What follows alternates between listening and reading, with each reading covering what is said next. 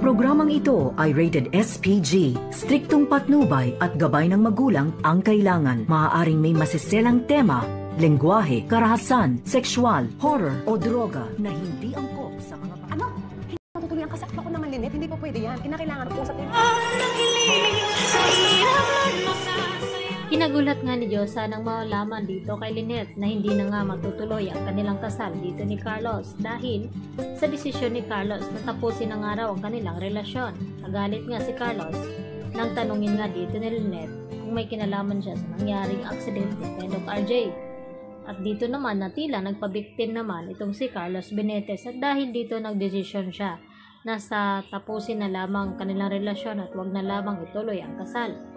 At maganda na rin ang nangyari na iyon bago pa man maikasal itong si Lynette. Malalaman na rin naman ni Lynette ang sikreto dito ni Zoe at Carlos Benitez na may matindi pala itong lihim na pinanghawakan na hindi masabi-sabi at maamin dito kay Lynette na ngayon nga ay anak pala ni Carlos Benitez itong si Zoe at may nakarinig na nga sa pinag-usapan at pagtatalo dito ni Carlos at Zoe at ito nga ay pinagtataka dito ni Larsning na kung bakit ganoon na lamang ang galit ni Carlos at napagbuhatan ng kamay itong si Zoe at hinabol naman ni Annalyn itong si Zoe upang kumprontahin na kung bakit sinasaktan siya dito ni Carlos.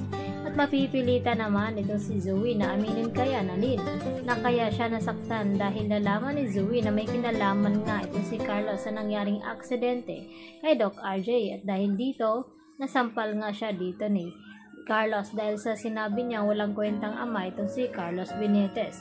At makakarating na rin dito kay Lynette kung ano ang ginagawa dito ni Carlos kay Zoe.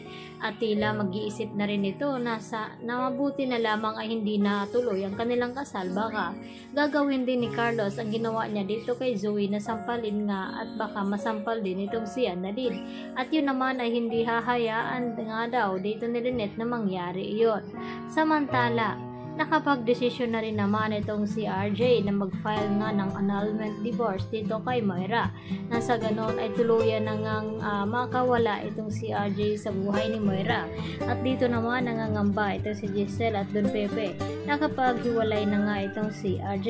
Papaano na nga itong FX? Baka tuluyan na nga hindi nila mabawi ito.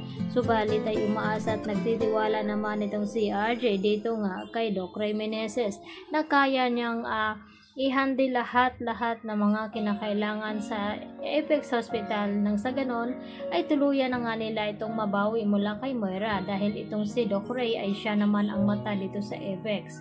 At dahil dito unti-unti nga pababagsakin ngayon ni RJ itong namang si Moira.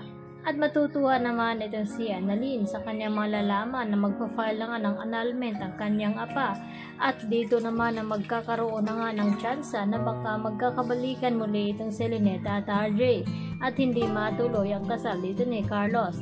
At dito naman nagbabanta itong si Annalyn kay Carlos na kung mapatunayan niya na may kinalaman nga itong si Carlos sa nangyari kay RJ ay siya daw mismo ang hahadlang dito sa pagpapakasal ni Lynette kay Carlos. Subalit tapos na nga ang relasyon dito ni Lynette at Carlos at sana ay hindi na makipagbalikan muli itong si Lynette kay Carlos dahil ang gusto mangyari ni Diyosa dapat daw mag-usap ng masinsinan itong si Carlos at itong si Lynette dahil alam ni Diyosa na itong tamang lalaki na daw si Carlos para dito kay Lynette at wala nga silang kaalam-alam na pakitang tao lamang ang pinapakita dito ni Carlos dahil may matindi pa pala itong ugali na hindi nga nila nalalaman lalo na ngayon itong sikreto ni Zoe na unti-unti na ngang lumalabas. Kaya yan naman ang ating pakatutukan at aabangan mga kapuso dahil mas titindi at mas nakakasabik na nga na hindi matuloy ang pagpapakasal dito ni Lynette at itong si Carlos. Yan po ang aking karagdagan latest update at maraming pong salamat sa inyong pananatiling panonood. Hanggang sa muli, bye-bye!